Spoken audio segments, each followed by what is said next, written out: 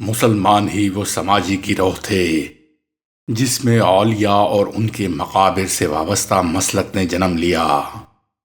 ظاہر ہے کہ یہ عمل ہندوؤں میں تو ہو ہی نہیں سکتا تھا، کیونکہ یہ لوگ اپنے مردوں کو دفنانے کی بجائے جلاتے تھے۔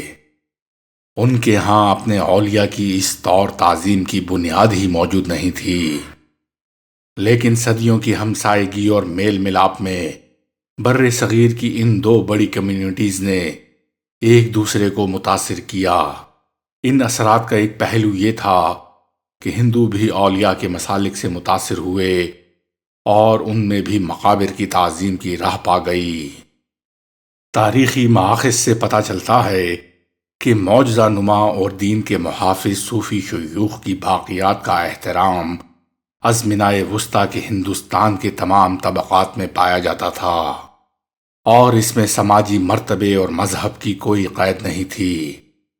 چنانچہ 1747 عیسوی میں اغوان فاتح احمد شاہ ابدالی ہندوستان میں داخل ہوا تو کلہوڑوں حکمرانوں کا ہندو دیوان گدو مل اس کی خدمت میں پہنچا۔ وہ احمد شاہ ابدالی کی نظر کے لیے سندھ کے خزائن میں سے قیمتی ترین یعنی مقامی اولیاء کے مقبروں کی مٹی سے بھری ایک تھیلی لیتا گیا۔ پنجاب میں صوفی شیوخ کے بہت سے اشعار سکھوں کے لیے مقدس بن گئے۔ ان میں سے شیخ فرید الدین کا مقام بہت اونچا ہے، جنہیں بابا فرید رحمت اللہ علیہ بھی کہتے ہیں۔ سکھوں کی مذہبی کتاب آدی گرنتھ میں بھی مسلم صوفیاء کا کلام شامل ہے۔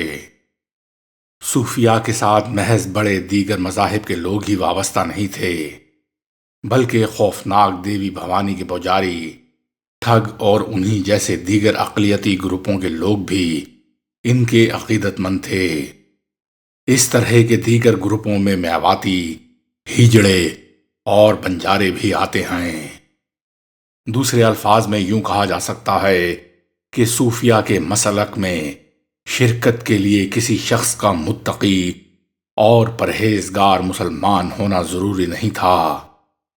روایتی تمدن اور پسماندہ شعور کے حامل کسی بھی اور معاشرے کی طرح ازمنہ وسطیٰ کے ہندوستان میں بھی انسانی تمدن کے خد و خال کا تعین مذہبی تصورات کے زیر اثر تھا۔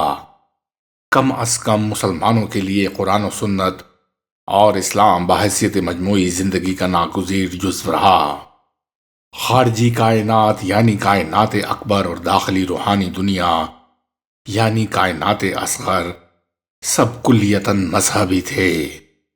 اس طرز فکر نے ازمنہ وسطیٰ کے پورے سماج میں طاقتور اور بڑی شدت کے حامل ایمان کو جنم دیا تھا۔ اسلام کے محیط کل امور اور بالخصوص شرعی احکام نے مذہبی دائرہ کار سے باہر کسی سرگرمی کے لیے کوئی گنجائش ہی نہیں چھوڑی۔ سچے مومن کے لیے لازم تھا کہ پیدائش سے وفات تک اس کی زندگی کا ہر قدم ایمانی احکامات کی مطابقت میں رہے۔ تاہم مذہب کے ساتھ شدید وابستگی کے اس سیر شدہ ماحول میں بھی ممکن نہیں تھا کہ مبنی بر اخلاص، تقوی اور پرہیزگاری حیات کی مستقل کیفیت بن جائے۔ مذہبیت کے ایسے غیر معمولی غلبے اور عقیدے پر اس درجہ ارتکاز کے ماحول میں مسلمہ راستے اور طریقے سے انحراف کرنے والے فرد اور معاشرتی گروہ نمایاں ہو جاتے ہیں۔ ہندوستان کے ازمنہ وسطیٰ کی تاریخ اور تمدن کا مطالعہ کیا جائے تو اسلام کی روح اور اس کے واضح احکامات سے انحراف نظر آتا ہے۔ ظاہری تقوی اور اگلے جہان کی فکر کے پردے میں بدعت، بے ادبی اور دنیا داری صاف دیکھی جا سکتی ہے۔ اس عدم مطابقت کی وجہ پر کافی تحقیقی کام ہوا ہے۔ تاریخیت کے حمایتی خیال کرتے ہیں کہ اس امر کو ازمنہ وسطیٰ کے ہندوستان میں سیکولرزم کی طرف پہلا قدم سمجھنا چاہیے۔ یہ خیال کچھ زیادہ ٹھیک نہیں ہے۔ جب ہم بر صغیر پاک و ہند میں غیر متجانس آبادی کو دیکھتے ہیں تو نظریے کی حقانیت اور بھی متنازع ہو جاتی ہے۔ ہندوستان میں آمد کے بعد اسلام کو کئی مذاہب کے ساتھ واسطہ پڑا۔ اول تو یہاں ہندوازم کی کئی شکلیں موجود تھیں۔ ان کے ساتھ متعامل ہونے کے بعد اسلام میں نئے مذہبی تصورات نے جنم لیا۔ بالخصوص نچلے طبقات کے عوامی اسلام کا یہی حال تھا۔ اس اختلاط نے کئی مسلمان ماہر الہیات کو پریشان کیے رکھا۔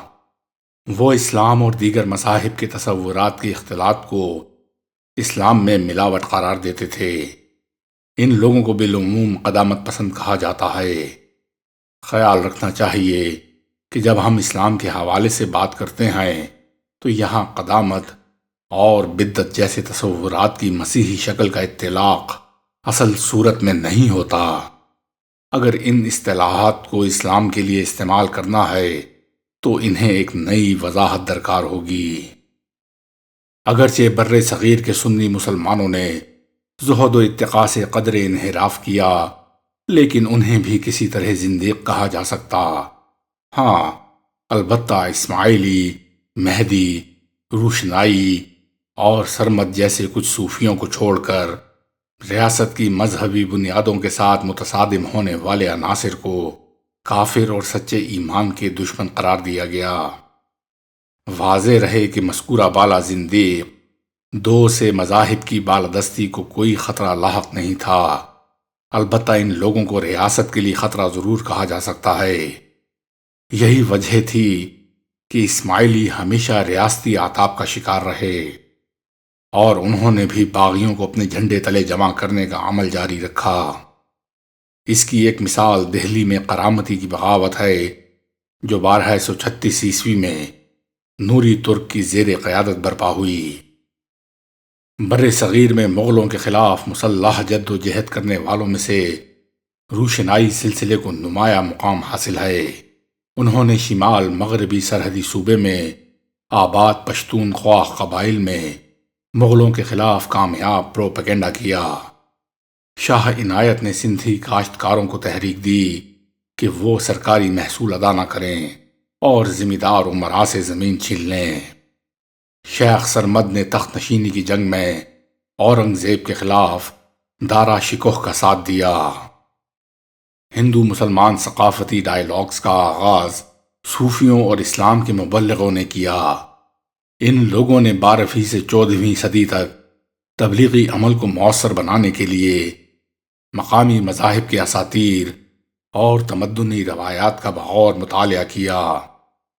یوں اسلام اور ویدانت کے درمیان ایک تعلق قائم ہوا۔ اسی طرح کا تعلق صوفیوں کی تبلیغ اور نعتوں، سنتوں اور بھگتوں کی تعلیمات کے مابین بھی موجود تھا۔ یہی وجہ ہے کہ 15ویں صدی کے آتے آتے بر صغیر کے کئی حصوں میں مختلف الانواع مذاہبی تصورات کے باہمی تعامل سے وجود میں آنے والا کلچر صاف نظر آنے لگا۔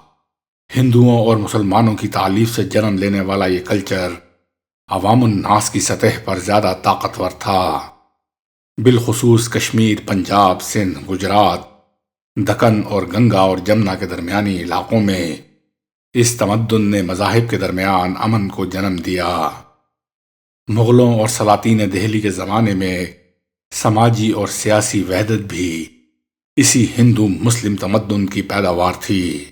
اگرچہ سچے اور خالص عقائد کی حفاظت بادشاہوں کی ذمہ داری سمجھی جاتی تھی، لیکن انہوں نے بھی مخصوص مراحل پر صوفیانہ بھائی چارے اور اس سے پیدا ہونے والی تالیف کو ترجیح دی۔ بالفاظ دیگر ان بادشاہوں کے نزدیک مذہبی تلخیص سے زیادہ اہمیت ریاستی سیاسی وحدت کو حاصل تھی۔